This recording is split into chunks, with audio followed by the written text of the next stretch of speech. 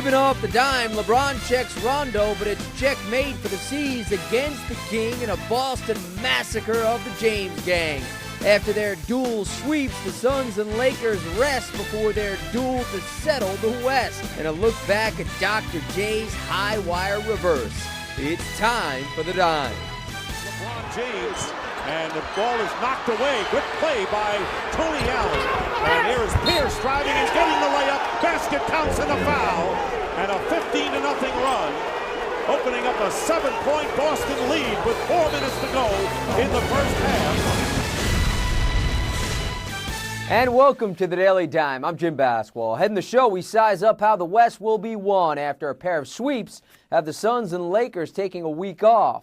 But we begin with the only conference semifinal still playing. Rajon Rondo has been a huge reason why the Celtics were even heading to Game 5 in Cleveland. The Boston point guard had averaged just under 22 points to go with 13 assists and better than 8 rebounds a game in the series, prompting LeBron James to take the defensive assignment on him for Tuesday's fifth tip. It meant Paul Pierce had a chance to finally break out in a series that's had the Celtics winning by 18 in Cleveland and the Cavs romping by 29 in Boston.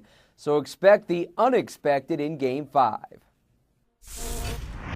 There's Rajon Rondo, had the huge Game 4 to help the Celtics get even, though the venue's shifting to Cleveland with LeBron and the James gang back home. And how about James here crashing the glass and finding Shaq on the throwdown? Cleveland up early, but Boston gains control second quarter. They went on a 16-0 run in this game. That's Kevin Garnett knocking down the jumper. KG scored 18. Later in the quarter, Celtics up 5. LeBron loses the handle. Anthony Parker picks it up, and he's stripped by Tony Allen. It leads to a run out with Ray Allen leaving for Paul Pierce +1. Pierce gave him 21. Boston up a half dozen at the break. Third quarter, Celtics just open things up. That's Allen from deep. Ray with a tray.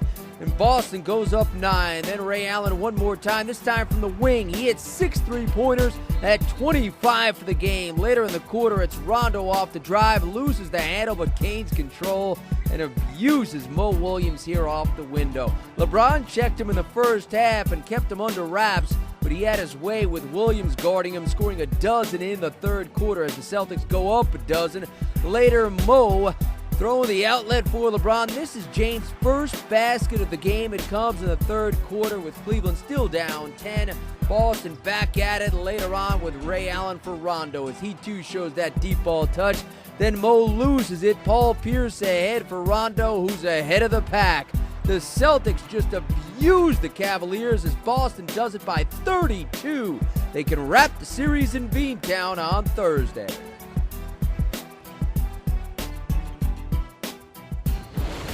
Never predict the outcome of a game. You can only go out there and hope that the game plan is right and hope that you have it that night. So, consistency right now is something that we haven't had all postseason, but we can't use that as an excuse in Game 6. I actually thought the biggest stretch of the game was the second quarter when we took Rondo out for, it felt like 20 minutes for a coach, but I think it was only 7 or 8 minutes. It was huge for us because we didn't lose the lead. I think we actually extended it a little bit, and it allowed Rondo to be fresh to start the third quarter. Anything like me, then they're going to go home, they're going to watch this tape, probably not eat, probably not sleep much, and be ready for Game 6. So we have to be ready for that. We can't put the onus on the Game 7 back here in this building.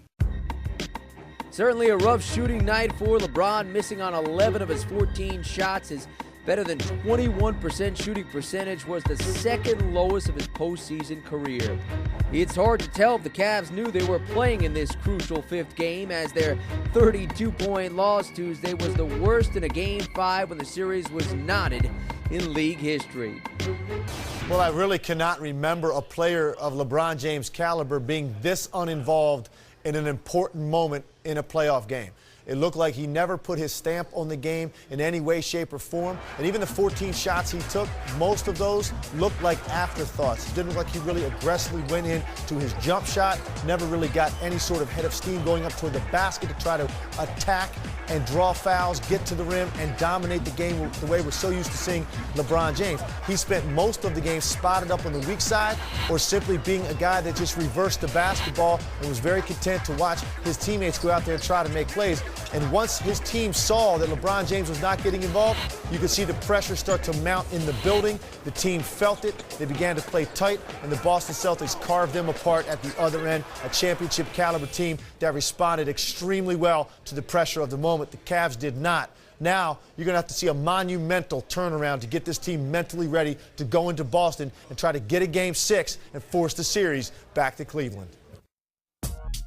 The Celtics at 31-1 all-time in a best-of-7 playoff series when they lead 3-2 after 5. That lone loss came the last time they led 3-2 in the 2009 conference semifinals against the Magic.